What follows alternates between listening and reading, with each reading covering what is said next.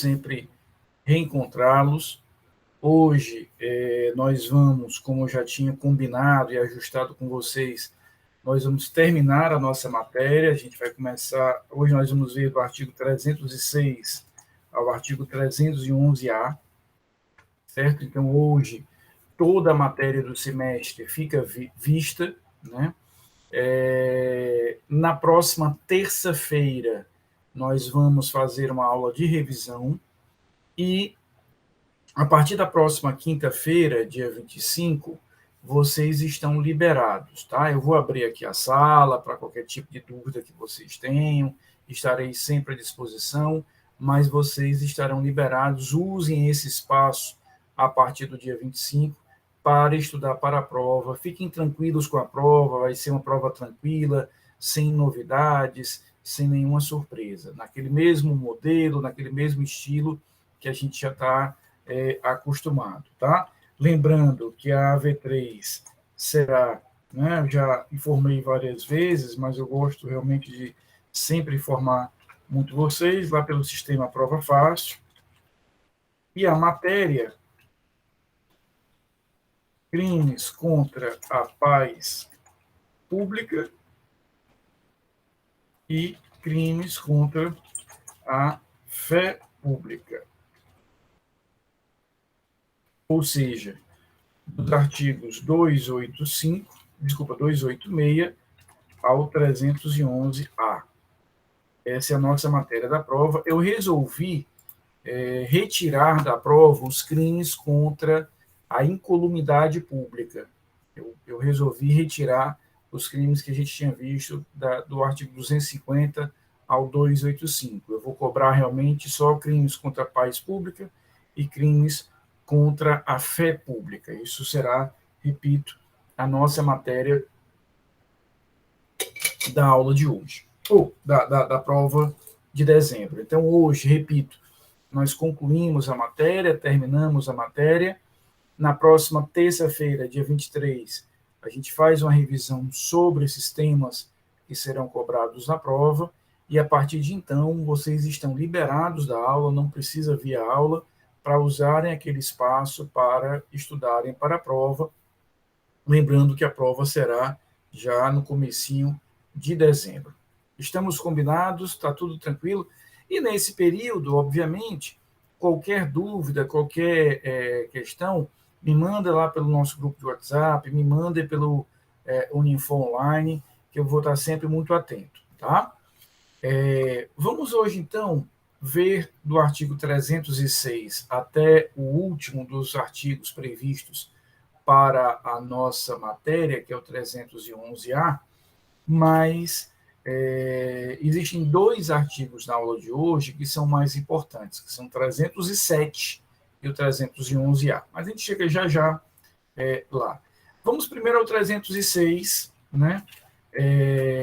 Ele fala em falsificação de sinal empregado em contraste de metal precioso ou na fiscalização alfandegária ou para outros fins. Esse aqui, Rafa, Luiz, Mariana, Marília, eu vou apenas mencionar para que vocês saibam, mas ele realmente não é um artigo de grande importância ou de grande relevância, sobretudo do ponto de vista prático, é um crime relativamente raro de se ver. Falsificar, fabricando ou alterando marca ou sinal empregado pelo poder público no contraste de metal precioso ou na fiscalização alfandegária, ou usar marca ou sinal desta natureza falsificado por alguém ou por outro.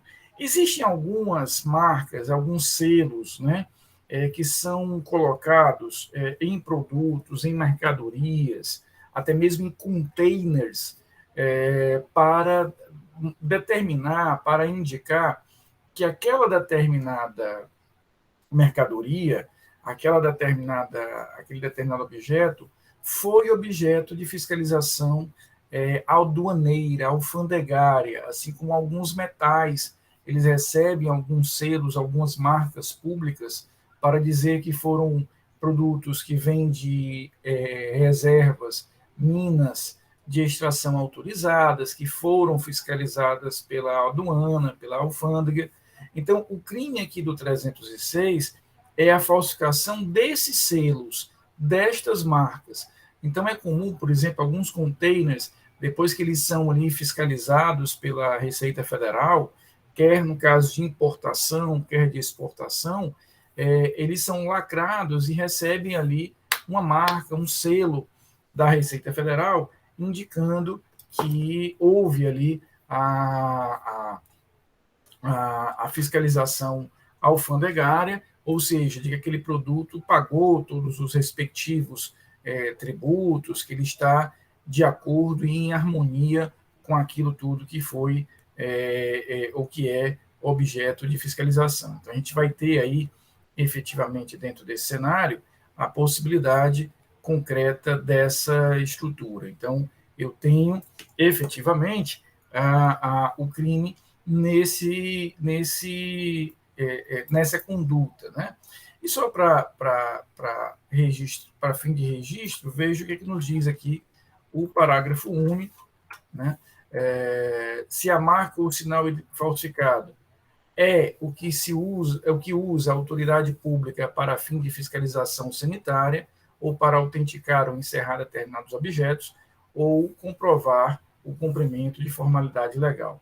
Isso aqui, por exemplo, no parágrafo único, quando a vigilância sanitária interdita, por exemplo, uma loja, um bar, um restaurante, ao interditar, ela coloca ali uma marca, ela coloca ali um selo, está interditado pela vigilância sanitária, porque infringiu ali regras sanitárias que deveriam ser observadas, etc. Aqui, mais uma vez, aí a falsificação desse selo, a falsificação dessa marca específica utilizada pela autoridade sanitária. Mas na aula de hoje, nós temos 3 crimes mais importantes, o 307, 11 e 11A.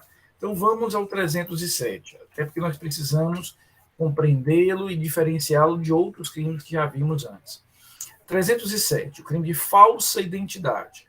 Atribuir-se ou atribuir a terceiro falsa identidade para obter vantagem em proveito próprio ou alheio ou para causar dano a outrem. Pena, detenção de 3 meses a 1 ano, ou multa, e se o fato não constitui elemento de crime mais grave. Então, aqui, eu estou me atribuindo uma identidade que não corresponde, eu estou atribuindo uma identidade que não é minha, ou seja, eu estou me passando por outra pessoa, né? A estrutura é efetivamente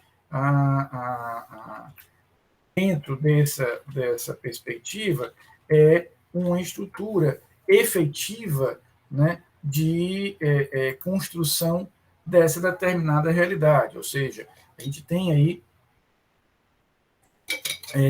uma estrutura de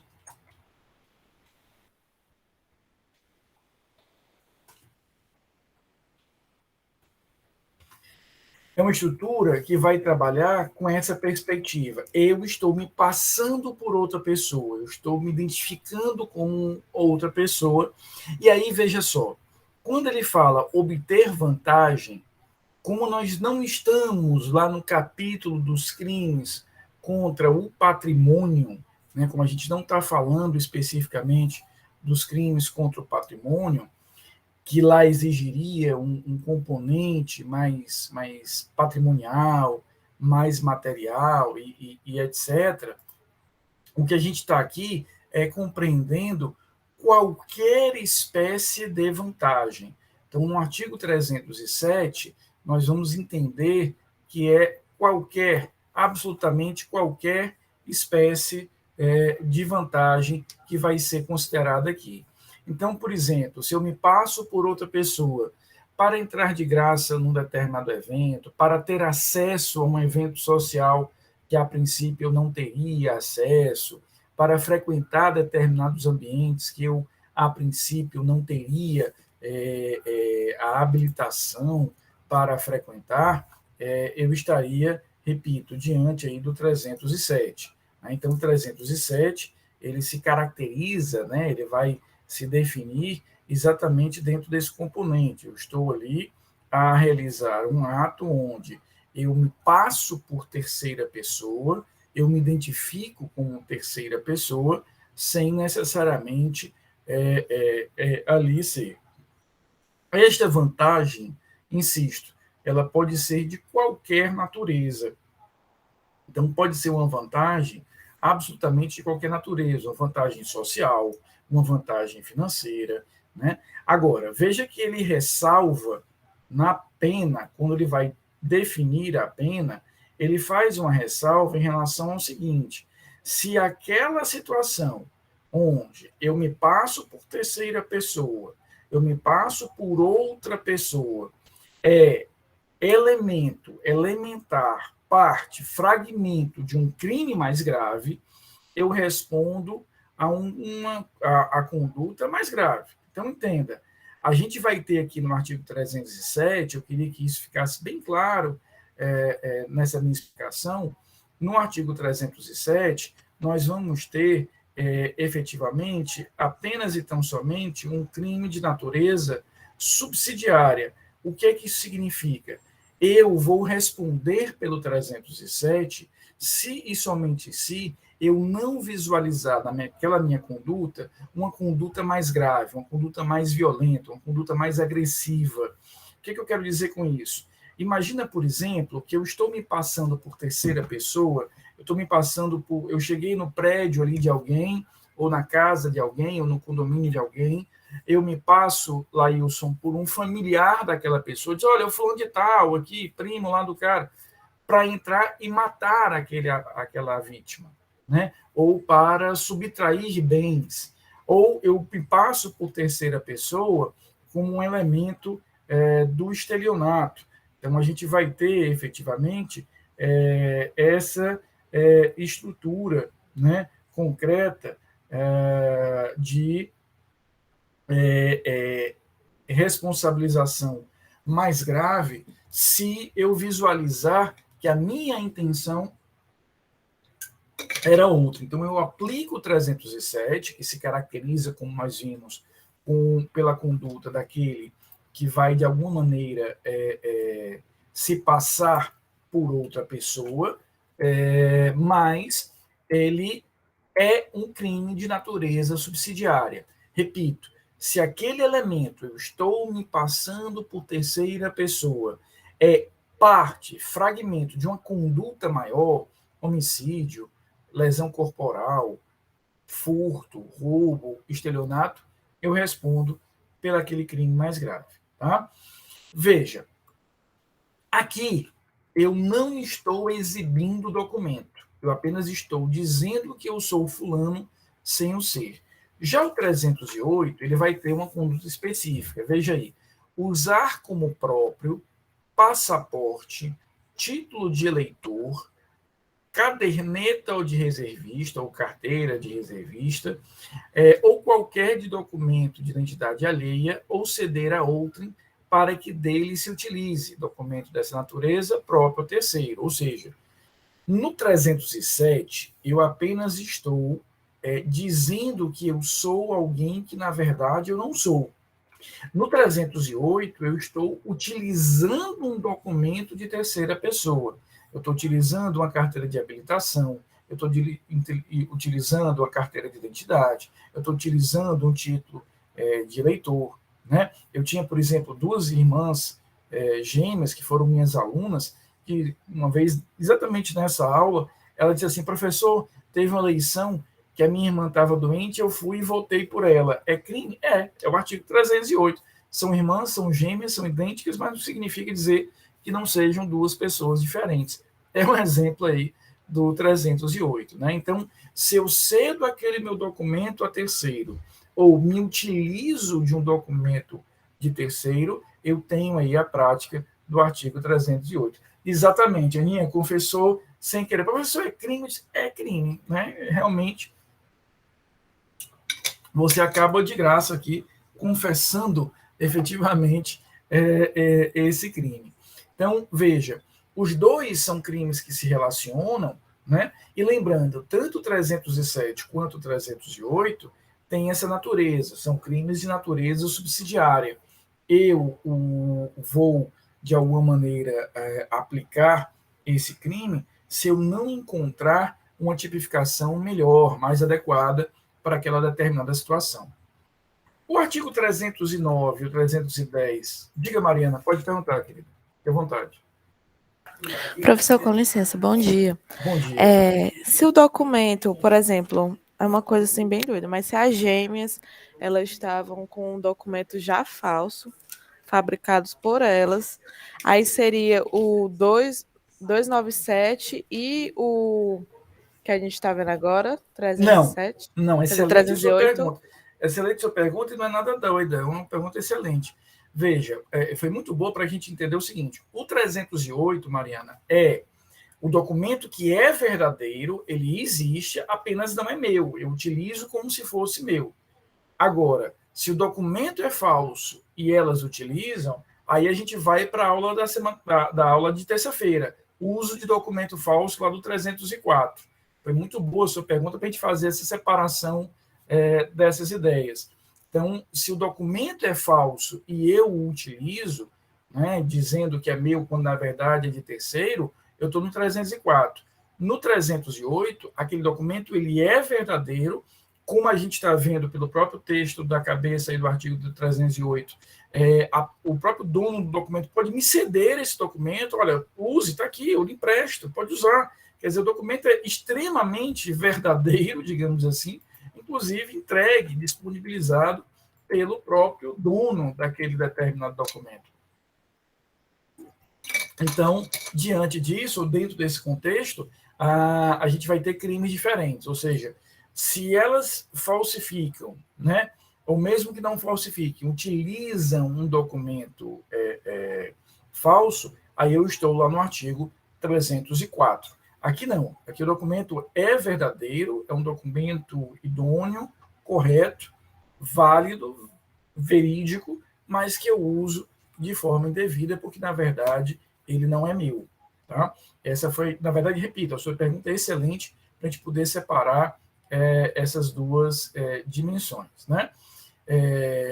Sandra, está correto, você pode efetivamente pensar assim, está corretíssimo isso.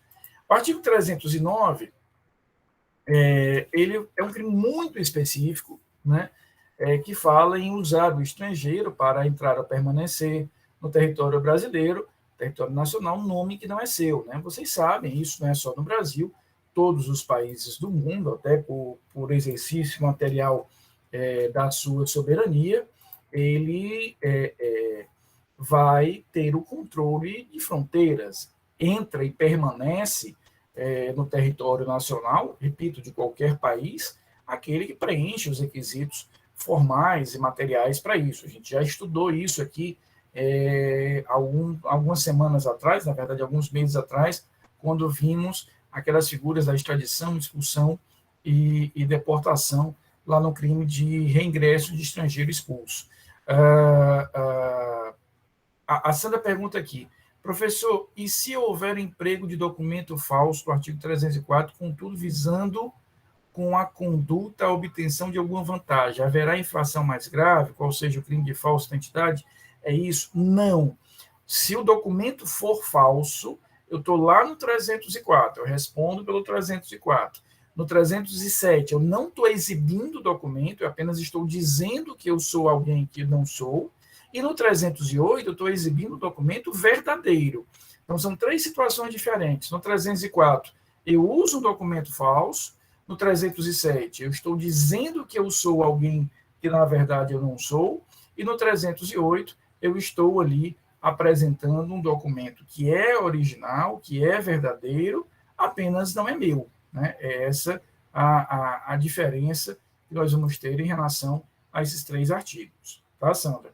Então, no 309, a gente tem, repito,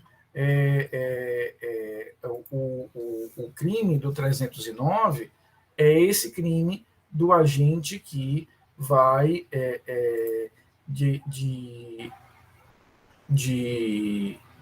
ele vai Ele é um pouquinho mais grave, viu, Mariana? Porque, veja só, a pena do 307 é de 3 meses a 1 ano, como você está vendo aí. E a pena do 308 é de 4 meses a 2 anos. Então, objetivamente, lembra, a gente sempre vai definir a gravidade do crime a partir da pena, né? Quanto maior a pena, maior a gravidade. Então, 308 é mais grave, até porque eu não estou apenas me identificando, eu estou exibindo um documento, ou seja, há um elemento material, existe ali um elemento concreto que faz com que aquele crime venha a se materializar, né? Temos aqui o artigo 309, que a gente estava trabalhando, ou seja, eu utilizo um nome falso, um nome que não é correto, para ingressar ou permanecer no Brasil, ali, obviamente, para me isentar da responsabilidade. Por exemplo, eu não tenho o visto, ou eu não tenho as condições para entrar no Brasil, e aí eu me utilizo de um nome falso. O 310 também é um crime específico, bem específico. Prestar-se a figurar como proprietário ou possuidor de ação, título ou valor pertencente a estrangeiro nos casos em que que a este é vedado por lei a propriedade ou a posse de tais bens. Veja, nós temos algumas restrições para estrangeiros, e aqui eu estou falando de estrangeiros não residentes, o estrangeiro que já é residente no Brasil já é outro tratamento, mas eu falo o seguinte, o estrangeiro não residente, ele tem algumas restrições. Por exemplo, existem algumas empresas, como as empresas aéreas, como outras, que eu posso ser dono se for estrangeiro, mas até uma determinada cota parte. Por exemplo, as empresas aéreas que operam no Brasil, elas não podem pertencer 100% ao capital estrangeiro. Da mesma forma, existem algumas limitações para a propriedade nas chamadas faixa de fronteira, aquela região de fronteira, que é o espaço, né, que vai delimitar aí fisicamente a fronteira terrestre brasileira.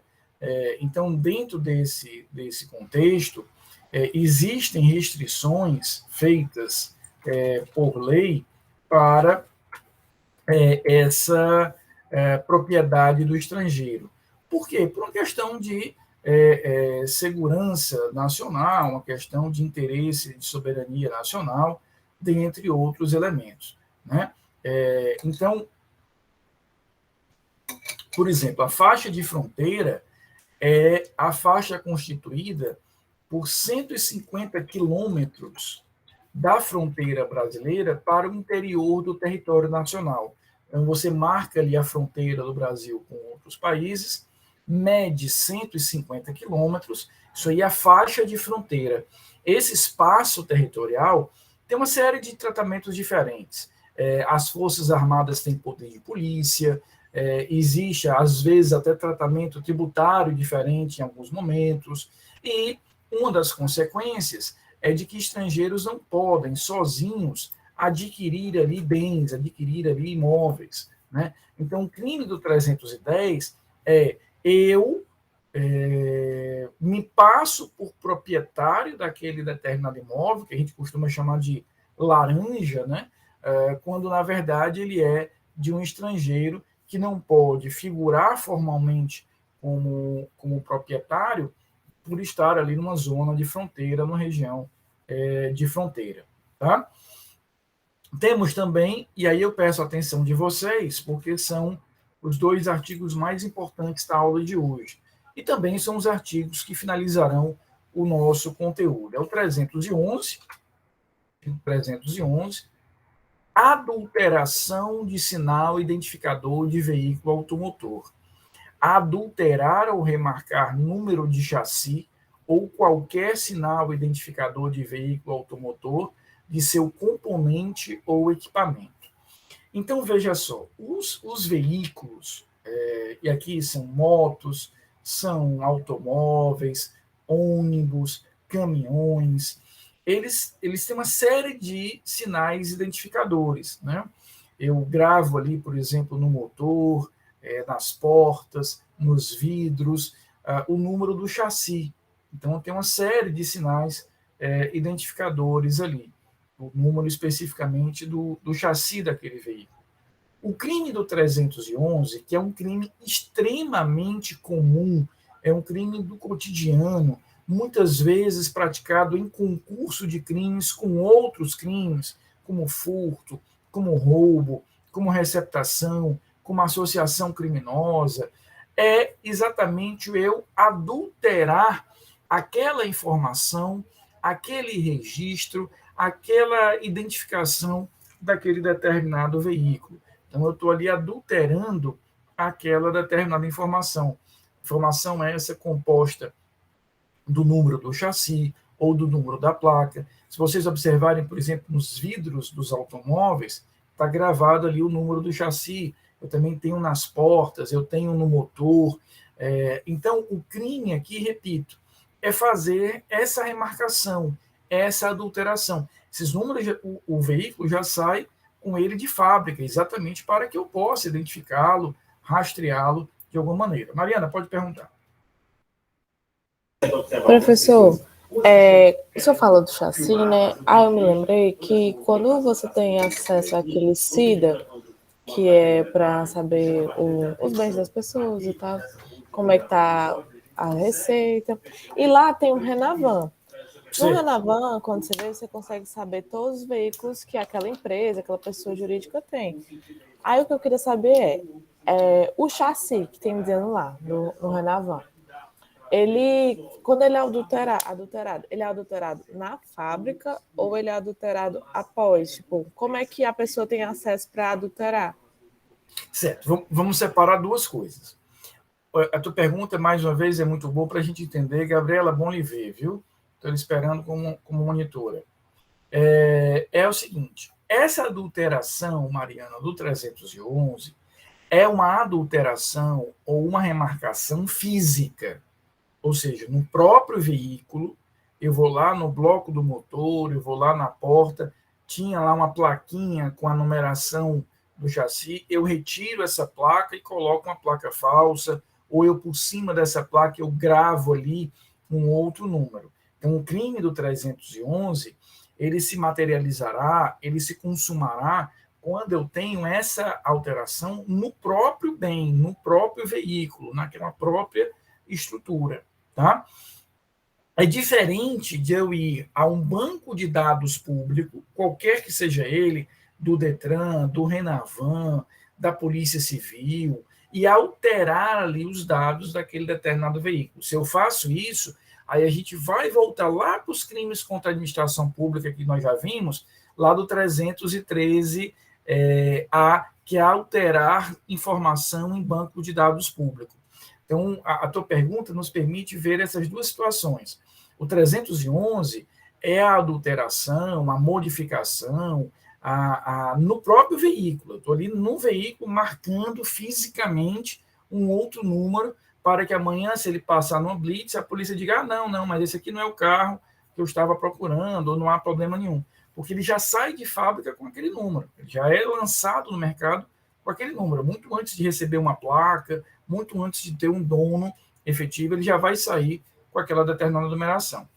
Esse é o 311. Agora, se o que eu faço é entrar no banco de dados do Detran e alterar ali as informações daquele veículo, aí eu estou diante do crime do 313A que nós já estudamos aqui.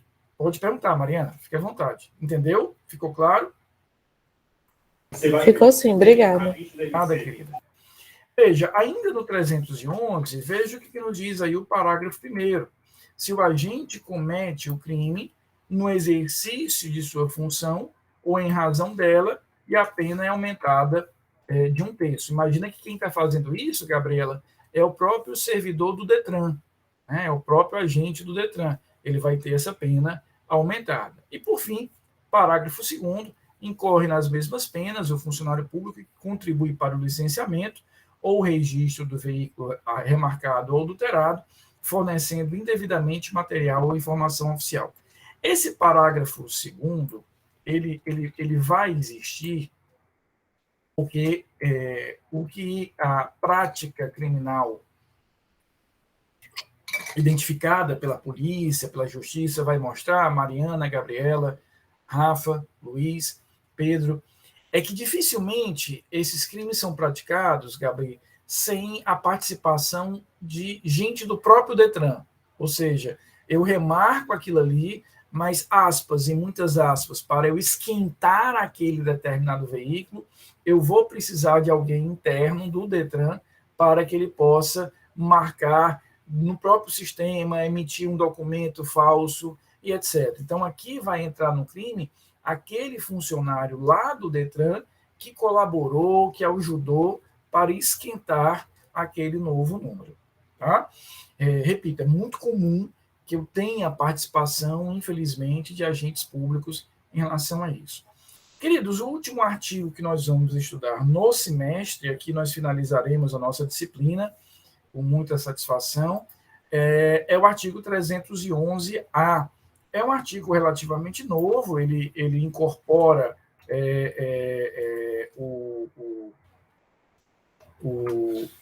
ele é incorporado no 311, em 2011, e ele tem um tratamento específico. Sandra, o 311 pode ter o concurso de pessoas, não necessariamente terá.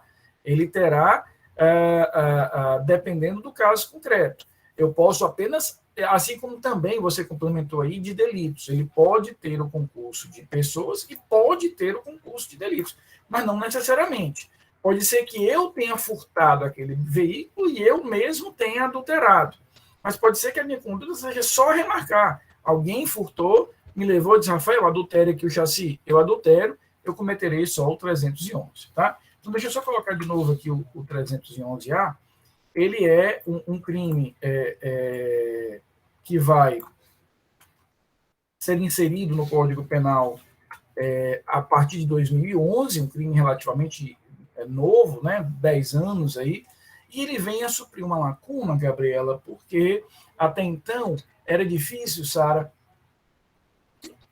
nós termos essa tipificação. Veja o que é que nos diz aí o 311-A.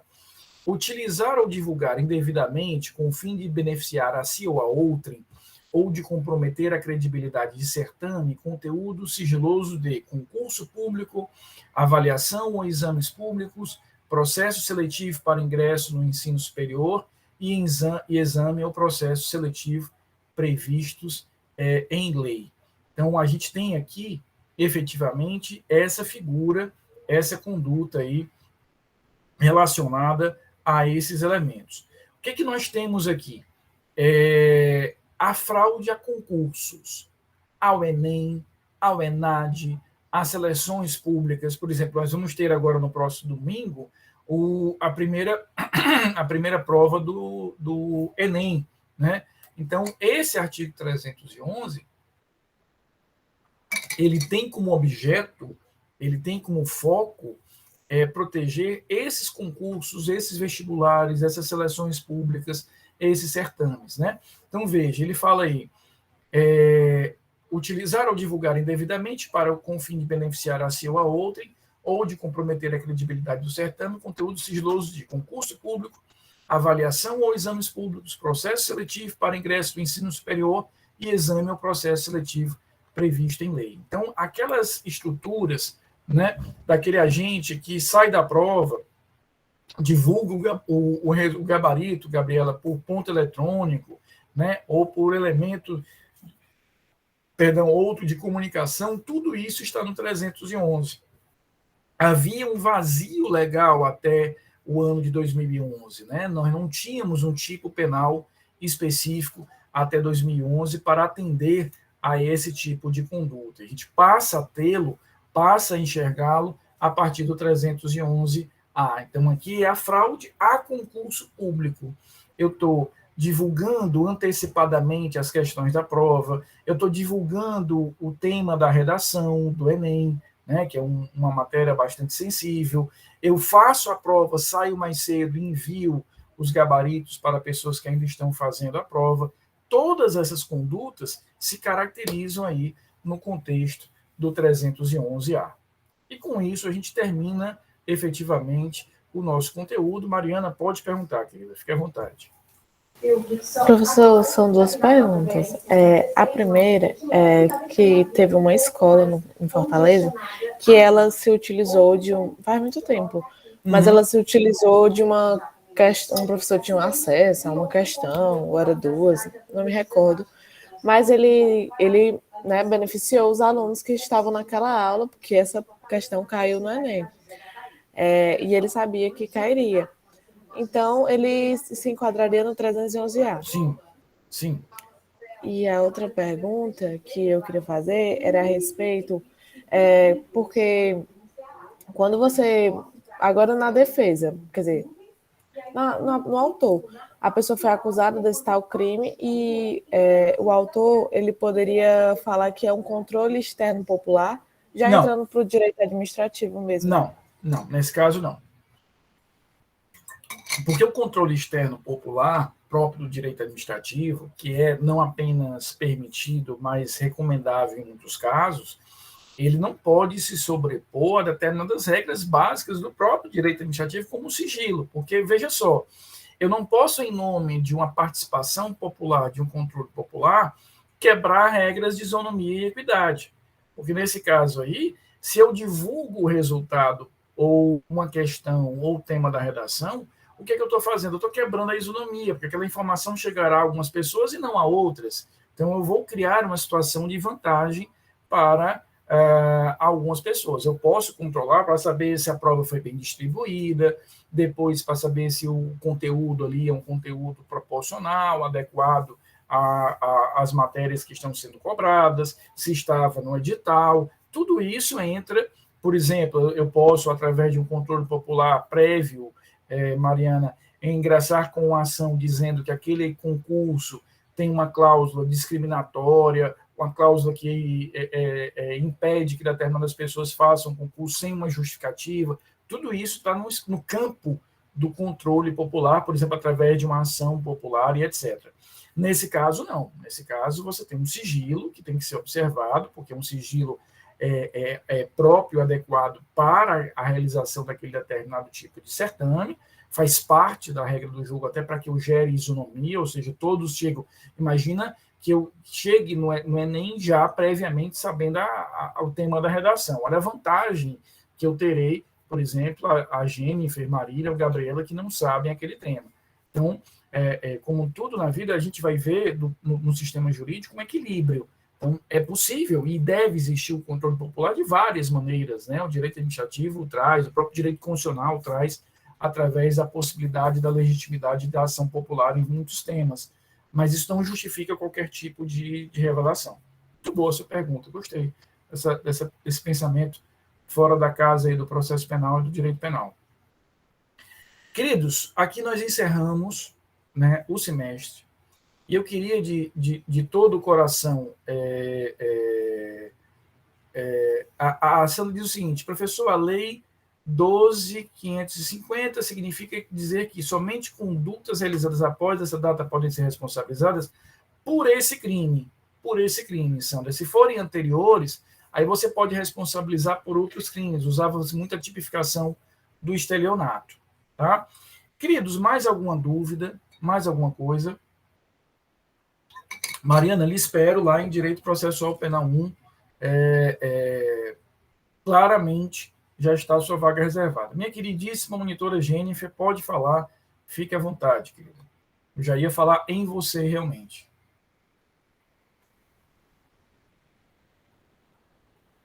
O microfone está desligado. Opa, pronto. Tá me ouvindo agora? Estou, alto e claro. Pronto, porque eu estou no meu trabalho. Mas eu queria agradecer o senhor e a turma pela oportunidade e comunicar também para quem quer participar da monitoria. O edital está aberto, as inscrições vão até hoje, então não perca essa oportunidade, viu, gente? As inscrições estão ocorrendo no site da Unifor e se alguém tiver alguma dúvida é só falar comigo, tá? Show, Jennifer. Eu queria aproveitar, inclusive, a sua lembrança e a sua participação aqui na aula para expressamente lhe agradecer a sua colaboração na disciplina. Foi fundamental, né? Eu não teria chegado aqui sem a sua ajuda, eu vi o seu empenho, na realização do GEDS. Queria lhe agradecer muito. Você nem imagina o quanto você nos ajudou durante esse semestre, durante esse ano inteiro, né? Então, assim, para mim é uma alegria muito grande e espero, né, até lhe encontrar futuramente em outras disciplinas como monitora. Para mim vai ser uma alegria muito grande, né? E, queridos, eu queria aproveitar, Marília, eu também espero todos vocês, se Deus quiser, ano que vem a gente volta para as nossas aulas presenciais. Tenho muita fé que isso vai acontecer. Queridos, eu queria agradecer a todos, né, de coração. Eu tenho consciência, Gabriela, Cláudia, Estênio, Adriana, Mariana, Marília, Pedro, enfim, todos vocês. Eu queria agradecer a participação nesses meses, né, foram longos meses. Eu tenho consciência de que a aula remota é uma aula mais complexa, mais dura, mais difícil. A gente está em casa, são muitos fatores aí que a gente precisa coordenar, ou estamos já no trabalho, como muitos de vocês, ou nos estágios, né? Então, eu queria aqui deixar meu agradecimento por esses 4 meses de muita dedicação de vocês. Peço desculpas, alguma limitação minha, alguma questão minha, uma ou outra aula que ali a coisa não se encaixou bem, mas estamos com o conteúdo visto, bem visto, e fica aqui de coração o meu agradecimento pela participação de vocês.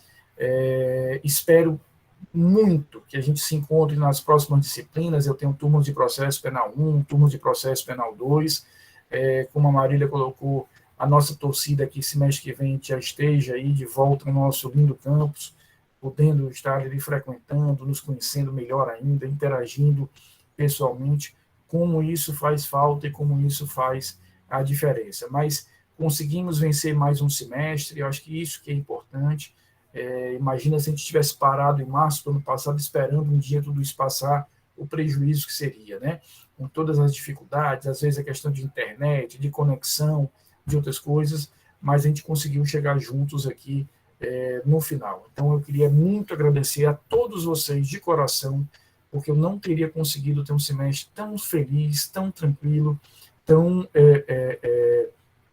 sereno, se eu não tivesse a dedicação diária de vocês. Todos vocês, eu não vou nominá-los aqui, porque todos vocês são uma turma extremamente participativa, dedicada, que pergunta, com perguntas inteligentíssimas. Então, para mim, é uma alegria muito grande tê-los como alunos, e espero de coração que a gente se encontre no próximo semestre, lá na disciplina de processo penal 1, e depois, que a gente ainda tem um ano todo, se Deus quiser, para convivermos no ano que vem, no primeiro semestre em processo penal 1 e no segundo semestre em processo penal 2, tá bom? Então, um beijo grande, sintam-se desobrigados da aula. A gente vai, repito, na próxima terça-feira eu vou fazer uma revisão